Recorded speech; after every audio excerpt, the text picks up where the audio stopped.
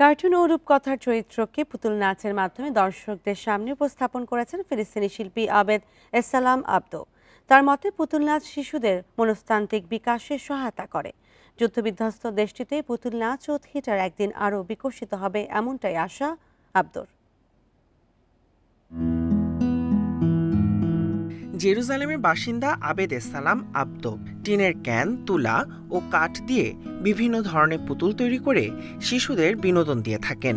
আধুনিক প্রযুক্তির এ যুগে শিশু কিশোরদের বিনোদনের বিকল্প ব্যবস্থা করতে এবং ঐতিহ্যের সাথে পরিচয় করিয়ে দিতে ব্যতিক্রমী এই উদ্যোগ নিয়েছেন তিনি। বহু বছর ধরে এই ধরনের পুতুল বানানোর কাজ করে আসছেন আবদো। তার সংগ্রহে হদাউন নামের ৩০ বছরের পুরনো একটি পুতুলও রয়েছে, যা তৈরিতে তিনি পুরনো চায়ের কেটলি, রঙের স্প্রে ও কোমল পানীয়ের ক্যাপ ব্যবহার করেছিলেন। একটি পুতুল তৈরির জন্য অবশ্যই নাটকের স্ক্রিপ্ট এবং নির্দিষ্ট ডিজাইন থাকতে হবে। নাটকের স্ক্রিপ্ট পড়ার পর পুতুলটি কিভাবে তৈরি করা হবে, কিভাবে এর আকৃতি দিতে হবে তা নিয়ে আমরা ভাবা শুরু করি।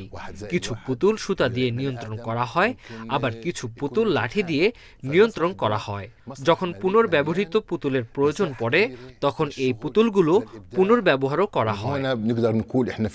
বিভিন্ন কার্টুন ও রূপকথার চরিত্রকে নানা রূপে দর্শকদের সামনে উপস্থাপন করেন আবদো। সম্প্রতি তার প্রযোজিত অ্যালিস ইন ওয়ান্ডারল্যান্ড দর্শকদের মাঝে ব্যাপক সাড়া ফেলেছে। আবদোর মতে পুতুল নাচ শিশুদের কল্পনা শক্তি জাগানোর একটি শক্তিশালী হাতিয়ার। এই প্রযুক্তি ও চলচ্চিত্রের আধিপত্যের যুগে পুতুল নাচ ব্যতিক্রমধর্মী একটি উদ্যোগ। থিয়েটার ও পুতুল নাচ শিশুদের এমন অভিজ্ঞতা দেয় যেন সে অভিনেতাদের সাথে একই মঞ্চে দাঁড়িয়ে আছে। যুদ্ধবিধ্বস্ত ফিলিস্তিনে পুতুল নাচ থিয়েটার এখনও মানুষদের কাছে ঠিকমতো পৌঁছাতে পারেনি।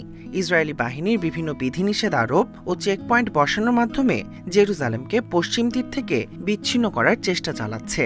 এতে খুব বেশি দর্শক থিয়েটারে আসতে পারছেন না। তবে ফিলিস্তিনি শিল্পীদের আশা, একদিন নতুন প্রজন্মকে পুতুল নাচ প্রশিক্ষণ দিতে একটি প্রতিষ্ঠান গড়ে তোলা হবে। Tahmid Abrar, independent news.